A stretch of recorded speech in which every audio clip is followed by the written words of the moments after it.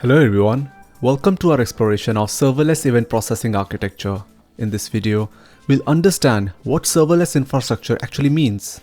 Then, we will describe an event-driven architecture that ingests a stream of data, processes the data, and writes the results to a backend database. We'll discuss various data flows of the architecture and help you understand how the whole architecture works. Whether you're a developer, an architect, or just someone curious to know how this architecture works, this video will provide you with valuable insights. My name is Madhur. Let's get started. Let's begin by setting the context. The cloud provides a significant advantage in terms of cost control, thanks to its serverless infrastructure.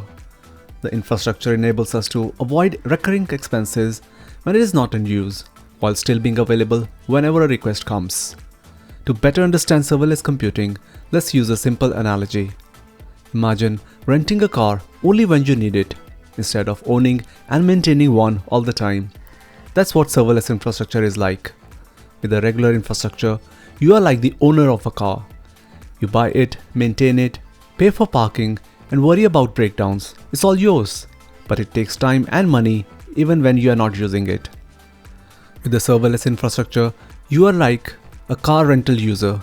You tell the provider what you need, and they handle everything behind the scenes. You just pay for the time you use it.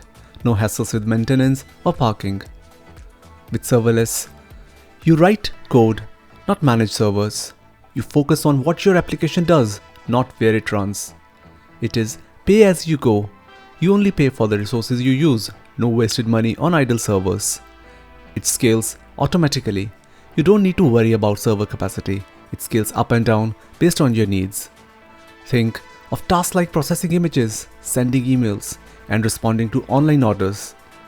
With serverless, you just write the code for these tasks, and the platform handles the rest, like a magic car appearing whenever you need it.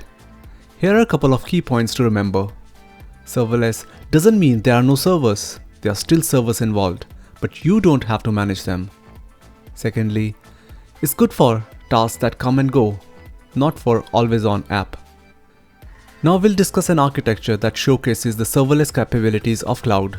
But first, let's establish the requirements of the architecture. The first requirement is to store the incoming events in a DB for the downstream applications to consume. Second, cost for the infrastructure should be minimized. The architecture diagram displays all Azure services and number data flows to be discussed. It starts when a connected application generates an event, and that event arrives at Azure Event Hub. Event Hub is a real-time data ingestion service in Azure similar to Kafka that streams millions of events per second from devices and applications.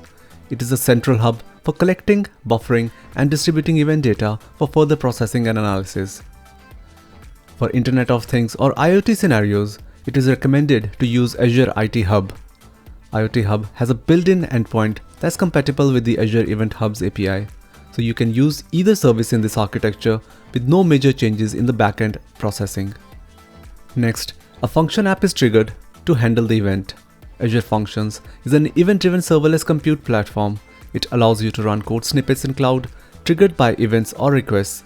It supports popular languages like Python, .NET, JavaScript, Java, and PowerShell. Next, the function app writes the event in an Azure Cosmos DB database. From here, the downstream applications can consume these events and do the required processing. Azure Cosmos DB is a multimodal database service that is available in a serverless, consumption-based mode. In this service, the event processing function stores JSON records using Azure Cosmos DB for NoSQL. If the function app fails to store the event successfully, the event is saved to a storage queue to be processed later. Queue storage is used for dead letter messages. If an error occurs while processing an event, the function stores the event data in a dead letter queue for later processing. And there you have it. This is an end-to-end serverless solution that can be deployed in various scenarios, such as expanding an existing architecture to handle certain events or showcasing capabilities where you want to demo but don't want to incur recurring costs. If you found this video insightful, don't forget to like, share, and subscribe. Until next time, stay curious, stay data driven.